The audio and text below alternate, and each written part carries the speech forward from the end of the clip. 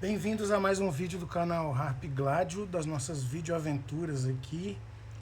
Agora eu preparei uma aventura, claro, né, inspirada em toda essa questão que vivemos recentemente, assim, de escolha de papa, né, de conclave, e essa intriga, até o próprio filme também, filme Conclave assistido recentemente. Mas é claro, fiz uma versão adaptada para RPG, onde o tema geral é similar, mas que o funcionamento é totalmente diferente. E é uma aventura feita dessa vez para níveis um pouco mais altos. Ela é pensada ali para um nível de 9 a 12, talvez 13, onde os personagens já são mais poderosos, onde os personagens já conseguem desempenhar coisas grandiosas e conseguem dar conta de adversários também igualmente mais poderosos. Ela é uma aventura que vai ter bastante intriga e combate também. Isso, claro, fica sempre a cargo do mestre, mas assim, a sugestão é que ela tenha um pouco mais de encontros desse tipo. E ela está ambientada no ambiente onde o deus Lathander, no caso, existe, né? Eu fiz ela pensada aqui em Forgotten Realms, mas é claro que você pode adaptar ela, você pode trocar o deus, mudar o mundo que está assistindo isso, né? Mudar os detalhes, isso aí são, é claro, sugestões básicas, assim. E lembrando que quem, além de deixar o like, comentar e tal, quem quiser acesso a essa aventura, o documento eu passo de forma gratuita. É só mandar um comentário em alguma das nossas redes sociais pedindo, seja aqui no YouTube, no Instagram, no Facebook. E é só entrar em contato que eu envio o material gratuitamente. É um material que é complementado pelo vídeo e vice-versa. O vídeo é complementado pelo material, né? Então vamos lá dar uma olhada nessa aventura do Santuário do Amanhecer Perpétuo, essa relação com Lathander, né? Ó, enclaves e conclaves. Seriam. Então qual que seria o fluxo básico da aventura? O nível indicado ali que eu já comentei, ela é uma aventura de defesa de hordas para proteger um enclave que vai estar sendo realizado para reavivar esse ritual de Lathander do reavivamento, né? Reavivar do reavivamento. Ai, ai.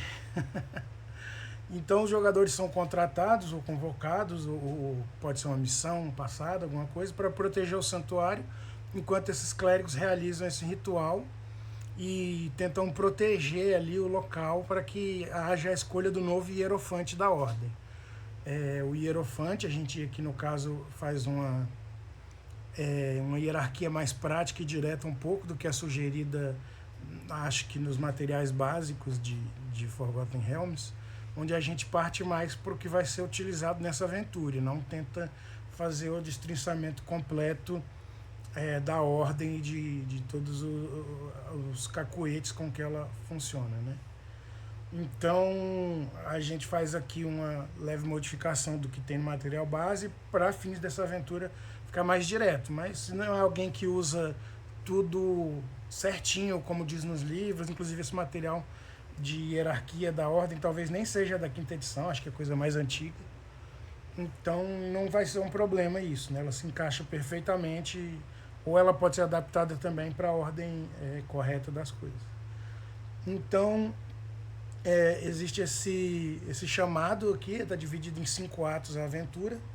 O primeiro ato é esse, onde os jogadores são convidados e conhecem ali um pouco mais dos personagens dessa Ordem da Chama Eterna, né? E esse enclave que vai haver para escolher o novo hierofante.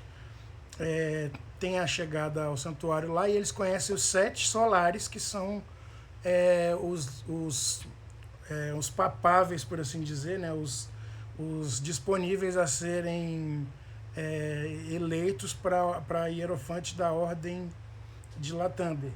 E isso vem de 7 cidades maiores ali do continente, onde eles têm a liderança local deles ali, como se fosse a diocese deles, né?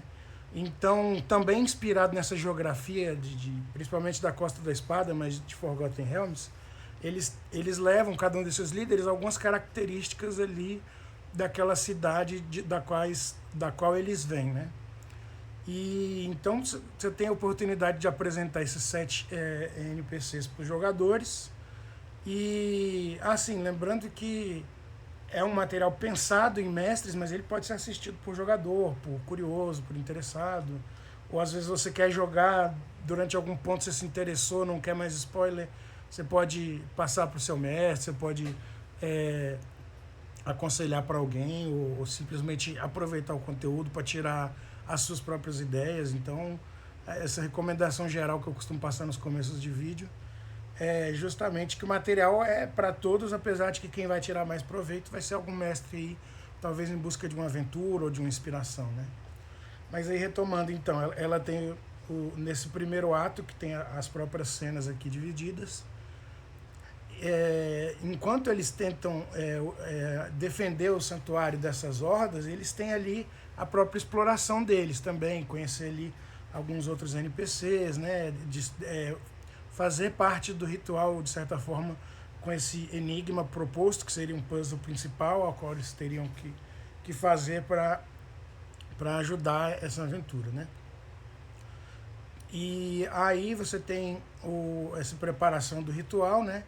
E enquanto vão chegando hordas cada vez mais difíceis ali para que seja combatido, só que apesar de ser cada vez mais difícil, o combate são feitos mais para preencher um pouco de tempo de aventura e dar tempo do ritual ser feito. O ritual não deve ser uma questão rápida, ele tem as etapas descritas ali mais à frente, ele tem o funcionamento dele, então é interessante que não seja uma seguida da outra, para que dê tempo dos personagens, seja fazerem um descanso, seja investigarem alguma coisa, seja avançarem os relacionamentos deles com os NPCs, né? E isso é feito justamente durante essas hordas, né? Então tem esse segundo ato aqui de preparação, de encontrar as relíquias, né? De pesquisar no lugar. Essa é uma aventura que tem 2 mapas ali propostos assim. E tem esse puzzle central do Enigma do Espelho, onde ele é melhor descrito à frente, claro, esse aqui é só um resumo inicial. Aí uma nova horda de inimigos, essa mais importante, chega, e além disso a gente tem o funcionamento dessa aventura de um jogador que vai ser escolhido pelo mestre para ser o que a gente chama de cético aqui. O que é o cético? Ele vai ser como se fosse um agente duplo, mas ele tem que estar disponibilizado e avisado assim do papel dele no jogo. E o desafio dele vai ser manter a lealdade ao grupo enquanto finge que não é. Ele tem que fingir que é um sabotador, que é alguma coisa ali. Por quê? Porque ele é o único que sabe que alguém vai tentar sabotar para valer esse ritual. Então ele tenta fazer uma versão menor, como uma vacina seria, para tentar jogar uma isca e talvez ele ter tempo, espaço ou alguma coisa de proximidade ou de dica, de pista, para descobrir um verdadeiro sabotador do ritual, né? Então o ritual é feito numas ruínas para que quando completo ele magicamente se transforme novamente naquele santuário, né, de Lathander. Então parte disso tudo e da dificuldade, e a gente tem as regras mais específicas sobre o ritual e o funcionamento, e o quanto que ele pode ou não ser atrapalhado mais à frente.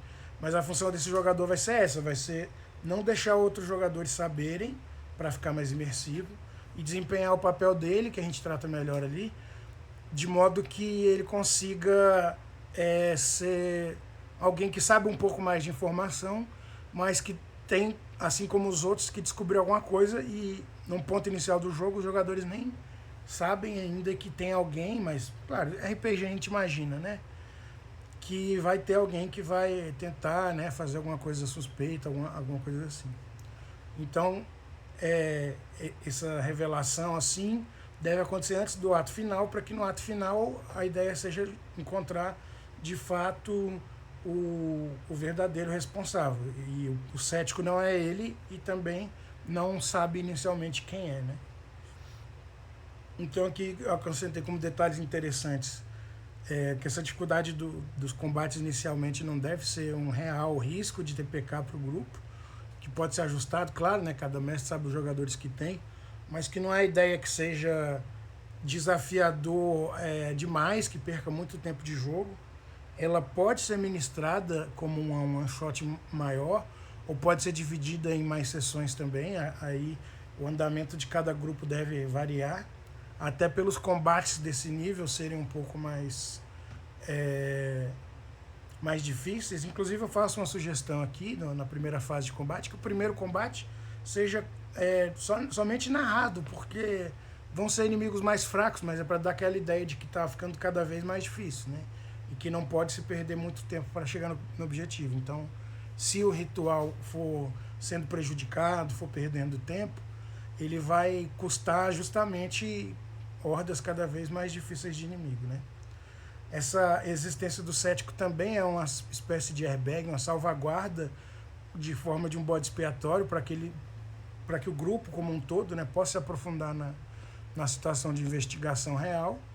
E esse personagem, ele é sugerido até por mim que seja um mestre conhecendo seus jogadores, consiga descobrir alguém que vai desempenhar bem esse papel. Eu até dou umas dicas mais à frente, mas é que um jogador que seja criativo, logo aqui embaixo, tá? Um jogador que seja criativo, então que o personagem seja muito bom em perícias, alguém que seja bom de investigação mesmo, não que seja um jogador menos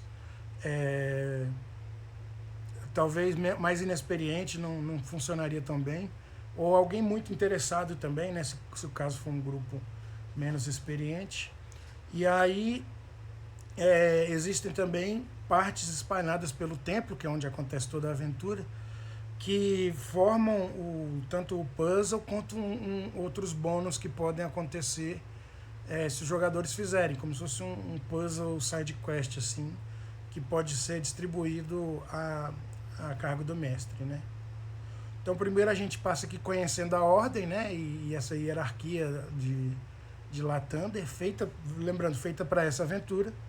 Então a gente tem o Alvorecer, que é chamado, que é o grande hierofante, que seria o líder da ordem inteira. Os Solares, que no caso aqui não são a entidade solar, mas são esses arcebispos, assim, são 7 clérigos que governam as dioceses da ordem, e eles representam cada uma das virtudes do Deus, que tem aqui 7 citadas. Acho que mudando o material pode ser que mude um pouco esse portfólio dele, por assim dizer, mas aqui temos essas 7 representadas e eles são assim. Aí tem os Morning Lords, que são os administradores do templo, que fazem os deveres ali imediatos a eles, apesar deles serem como bispos, assim, né? Quando eles estão lidando com Solares, que são os líderes das regiões inteiras, eles fazem serviços um pouco menores. Os Matinais, que são os guerreiros e clérigos itinerantes ali, que fazem aquele contato mais direto com o público mesmo, né, com os fiéis. E os Neófitos, que são como se fossem os seminaristas ali, né, as pessoas que estão no estudo para se tornarem clérigos, sacerdotes, enfim, da ordem, né? Então, eles estão ali em treinamento ainda para esse templo específico. Eles fazem o trabalho do dia a dia do templo, né, no caso. Então, a gente vem aqui para o ritual que é descrito, e ele tem as fases que tem que ser realizadas e a maneira que elas têm que ser realizadas, e isso vai ser por andamento dos NPCs, é claro, para você colorir esse ritual para os jogadores, para você saber o que diz, como narrar essas partes. Elas estão aqui descritas e podem ser melhor exploradas por cada mestre, mas aqui tem o funcionamento. Esses depósitos, eles levam relíquias, eles levam artefatos sagrados, assim, de Lathander, para realizar o ritual. E isso tudo tem toda a descrição aqui de como vai acontecendo, e a demora essa fica mais a cargo de quanto tempo duram os combates. Enquanto está tendo um combate, está tendo uma fase, ou o começo ou o fim dela, sabe? E aí a gente passa aqui na fase 2, por exemplo, onde o evento especial dela, e claro, tem um objetivo, né? Onde o puzzle é apresentado aos jogadores, e isso tem que ser feito por eles e não pelos clérigos. Da mesma forma que a parte do ritual principal lá tem que ser feita pelo set e seus ajudantes lá e não por jogadores.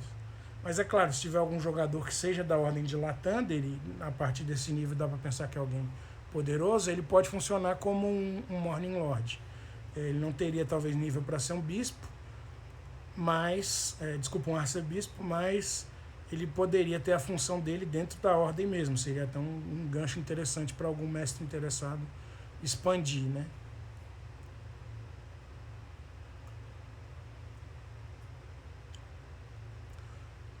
Aqui temos os... dentro dessas partes assim opcionais, por assim dizer, tem a oração a Lathander, que também foi criada, não é algo da lore, e ela tem como se fosse uma coreografia aqui em alguns trechos.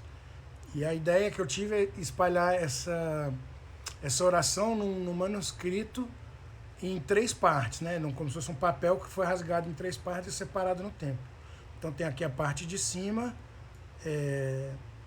que seria encontrado em algum dos lugares na exploração do templo, a parte central e a parte de baixo. E como é uma folha de papel, você narra aonde vai estar o rasgo na folha e o jogador vai saber a ordem correta para montar. Isso não é para ser desafio algum, inclusive.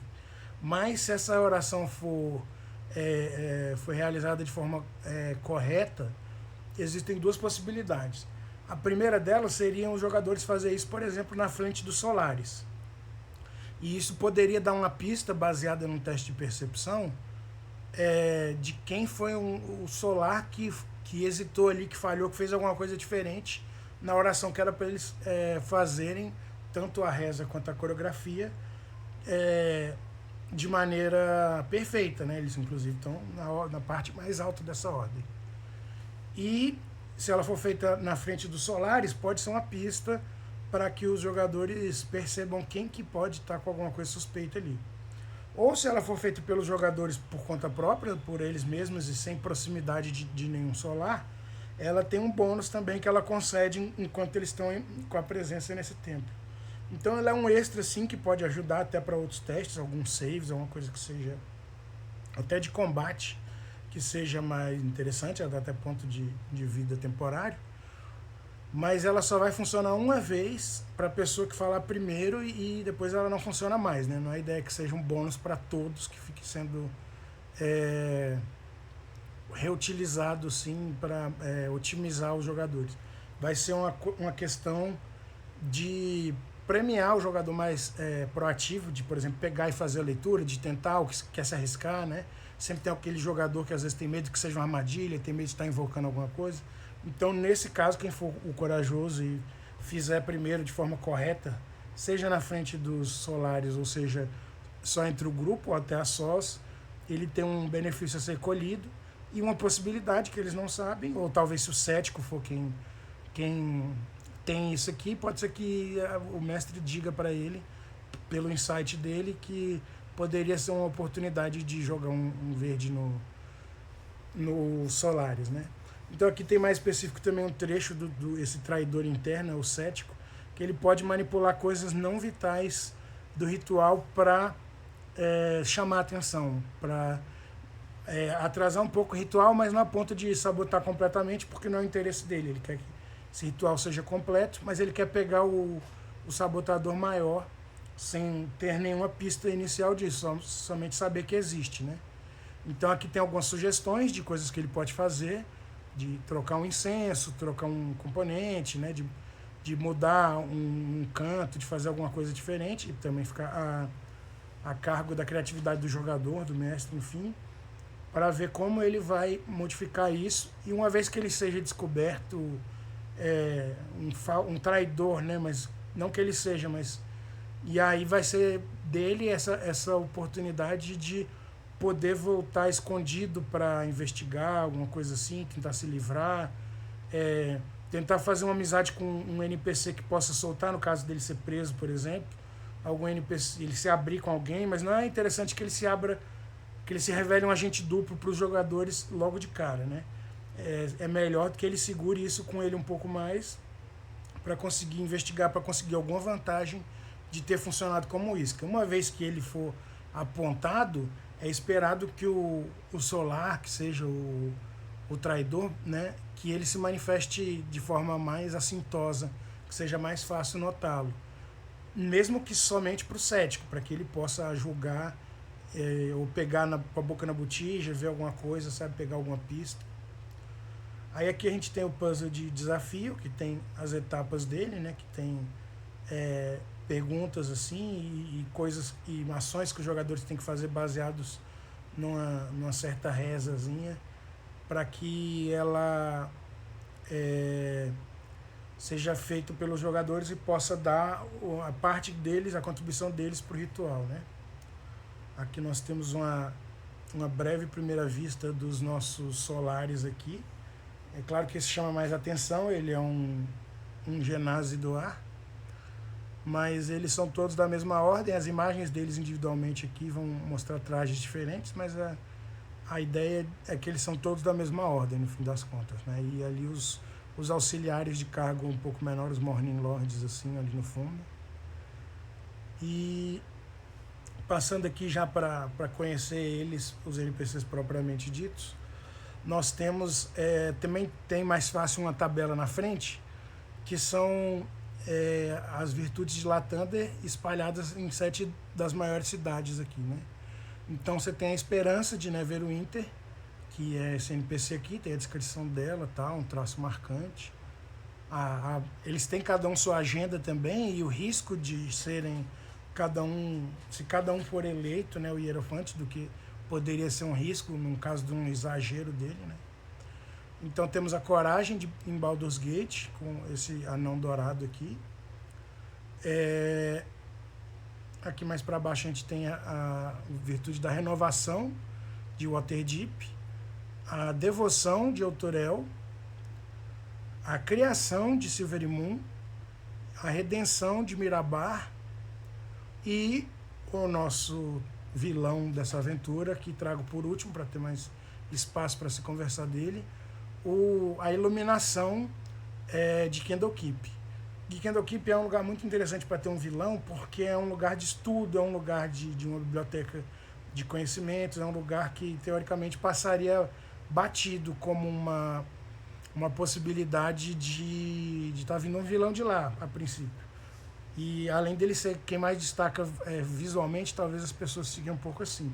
Mas ele é aquele caso daquele vilão que quer fazer o bem para ele, né? Quer fazer do jeito dele, ele quer fazer uma coisa boa de um jeito muito errado, e é aí que está a traição dele, né?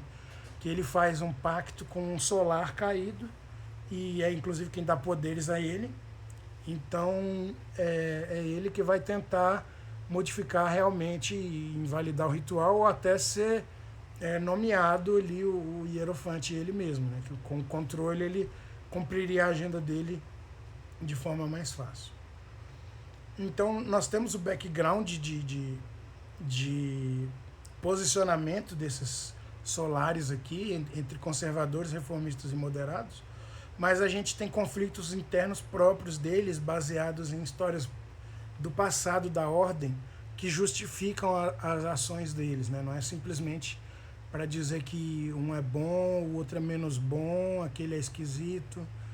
Então eles têm casos aqui que respaldam as opiniões deles e as formas com que eles pensam isso, que é, por exemplo, esse aqui, ó, do passado da ordem, que é, por exemplo, o cisma do Sol Negro, que foi uns 100 e poucos anos atrás aqui do que se passa a aventura, uns 120 anos, talvez 130 anos, que durante a Praga do Sol a ordem debateu se deveria abrir templos como hospitais, por exemplo, né, fornecendo o espaço físico e arriscando contaminar os santuários, ou fechar as portas e proteger as relíquias sagradas para eles, né? Então houve uma divisão da época, e as opiniões deles mudaram quanto a isso, né? E houve as consequências do que aconteceu na época também, servindo a eles de lição e dando um tempero ainda maior para essas rivalidades que eles têm lá dentro, né? Não é um negócio simplesmente racial ou de cidade, tem a ver com a linha de pensamento deles, né? Então tem a época desse cisma do Sol Negro, os conservadores lembram que os templos foram abertos, que os templos que foram abertos foram profanados por zumbis da praga. Então, ó, eles dizem, a luz deve proteger a si mesma antes de salvar os outros. Então é o posicionamento deles, né? Os reformistas dizem que a ordem perdeu fiéis ao parecer egoísta, porque tiveram templos que não se abriram, né? E aí os moderados ainda queriam um negócio intermediário ali. E olha como é curioso, o Caelis é o moderado. Ele é um dos moderados e é ele que seria um fiel da balança numa coisa que poderia ser muito drástica a favor dele, enquanto ninguém sabe ainda que ele é o traidor, né? E como a intenção dele é boa, uma magia de detectar pensamento, de ler mente, não vai captar o quão longe ele quer ir com essa ideia. Mas ele é um cara que seria realmente um fanático numa posição de muito poder, que poderia ser muito perigoso para a ordem, não só para a ordem, como por esse mundo inteiro, né? E aí tem o segundo acontecimento aqui, que já foi mais recente na história, que seria de uns 20, 30 anos atrás, que seria quanto a abrir ou não a ordem a magias arcanas, né? Porque é uma ordem divina e aí tem também essa questão de pessoas, né, na mecânica do jogo que fazem multiclasse, mas na lore do jogo você tem essa magia divina, essa magia arcana como fontes diferentes de poder, né? Então pode ser que seja um conflito dentro dessa ordem, tá? Trago aqui dessa forma e na imagem de um ser que teria feito isso, né? O Akeldine em Firesteel, que seria esse paladino que tentou trazer essa questão um tempo atrás, que houveram também os decorrimentos do que aconteceu na época, tudo melhor explicado aqui no texto, e que gerou essa divisão de opiniões que eles têm internamente, os Solares, né? Aqui tem as propostas principais de cada um, mas isso aqui é só a título de curiosidade, os jogadores não votam diretamente nisso, apesar de talvez poder influenciar indiretamente se eles estiverem apoiando algum ou contra algum, né? Isso aí vai depender deles. Então tem aqui o nome de cada um, a pauta principal que eles levam, que é o que eles abrem. Aqui a agenda secreta, que seria o que eles querem mais a fundo, mas não é algo que eles sejam inflexíveis, né? A não ser o Caelis aqui, que é o nosso vilão, que está até como a marcação em negrito, que é o plano, né, que tem essa corrupção nobre ali dele como proposta até aqui. Como cada virtude é uma qualidade, elas têm os pecados correspondentes a cada uma, né? Então, que seria o covarde, o covarde não, desculpa, que seria o contrário de cada virtude aqui, que seria o que faria antagonismo, que seria baseado na cidade de cada um, a coisa que ele menos teria oportunidade de fazer, né? E tem um risco atrelado a cada um, que é justamente se ele for longe demais, cada um deles tem o seu risco, mesmo sendo... Isso é coisa que pode ser explorada justamente nessas conversas entre as hordas de combates, né? Esses momentos se aprofundarem a conhecer os NPCs, isso pode ser muito bem trabalhado pelo mestre. Por isso que eu digo que essa pode ser uma aventura curta, uma shot longa, né? Ou uma aventura até maior, de algumas sessões, para poder explorar esses pontos melhor, né? E nessa tabela, além das virtudes de cada um e do risco, a gente tem a cidade aqui para facilitar, né? Fica uma referência rápida para o mestre utilizar. E aqui eu até comento, né, que esses riscos podem ser detectados pelos jogadores, né? Apesar de que a pessoa não vai falar daquilo porque ela não vê aquilo. No máximo que ela tem é a pauta principal e a agenda secreta. E o risco é algo que está atrelado a esse pensamento da pessoa, né? Então, isso pode ser detectado com jogadores, tanto por teste quanto por um bom roleplay. Ou, caso eles estejam devagares quanto a isso, pode vir mais do cético, desse momento de redenção dele, para ele ter crédito de volta, né? Quando ele fosse se esclarecer. Aqui tem a ficha do Caelis, né? Esse Djinn do ar. Tem uma ficha que seria um clérigo misturado com um solar, que foi quem fez o pacto com ele, que foi quem dá poder além dos outros a ele, né? Enquanto os outros solares teriam uma ficha mais ou menos parecida, que seria essa base aqui de baixo, que também tem uma dificuldade alta, mas que a princípio não deve ser usada em combate. E eles têm inclusive maneiras de fazer ressurreição, de fazer algumas magias pedidas pelo grupo, desde que, claro, não atrapalhe o ritual principal nos momentos que ele estiver acontecendo, e desde que tenha a ver ali com a situação, né? De não ficar resolvendo coisas, por exemplo, se enfiar essa aventura no meio de uma campanha para não ficar resolvendo grandes feitos da campanha por meio desse desvio dessa aventura. E aqui mais para o final a gente tem o templo propriamente dito, né? Aqui saiu, né? Feito pela inteligência artificial, mas saiu com essa escrita em meio italiano, meio latim, que não foi o que eu pedi. Eu tentei pedir para ele corrigir, ele fez outras vezes também um pouco errado, mas ele vai melhorando para os mapas que são realmente usados. Aquele ali é só uma ilustração. Então tem aqui as partes do templo a serem exploradas, uma descrição curta delas e alguma coisa mais direta ao ponto. Aqui tem alguns outros NPCs do templo que trabalham já ali, que estão ali ajudando a realizar esse ritual, mas não como os Sete Solares, né? Eles são tipo ajudantes fiéis ali e tal. E eles têm aqui uma descriçãozinha breve de cada um. Eles podem ou não ser melhor explorados, vai depender de interesse do grupo e do mestre. E eles funcionam porque o templo é um lugar grande. A gente vai ver até aqui, ó. Esse aqui no mapa aqui, eu vou até ajustar um pouco o zoom aqui. Esse aqui seria o mapa da ruína, do templo em sua forma ruína. Então ele ainda está aqui com muita invasão de musgo, de sujeira, né? Coisas quebradas, paredes que não estão inteiras e tal. Ele tem a distribuição dele aqui nesse formato solar, né? Com esse pátio central, altar, mas essa língua pode ser tanto ignorada como escrita, legendada, né? Com base nessa descrição aqui dos 8 pontos ali principais do templo. E quando o ritual é concluído, ou se for interessante para o mestre que ele esteja pronto mais cedo, tem a outra versão aqui do templo, como ele fica quando o ritual se completa, né? Fica mais organizado, limpo, tem as partes mais bonitinhas aqui, sem tanta coisa quebrada, ele tem a mesma estrutura geral. As imagens não são perfeitamente idênticas, mas eu acredito que elas servem bem para a proposta. E é inclusive nesses mapas que você pode distribuir tanto as partes do puzzle lá, como essas partes as 3 partes da oração, né? Tá ali mais para cima aqui. Aqui as partes da oração, quanto as partes do puzzle principal, para que elas sejam feitas pelos jogadores. E aí, eu tenho aqui já as dicas finais, né? Que seria interessante não citar qualquer possibilidade inicial de haver um traidor, a não ser para o cético. E isso o jogador teria que ter uma conversa separada com o mestre para que os outros nem saibam que existe essa figura.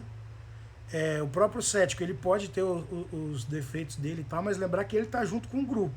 Ele não pode deixar que o grupo saiba a função dele, né, nessa história de pegar o traidor, justamente para que seja bem sucedida, né? Para que tenha uma abertura de abaixar as guardas do Kaelis, dele, alguém já rodou no meu lugar, alguém já se deu mal, então não vão estar achando que tem mais um, né? Não vão estar achando que estou eu aqui.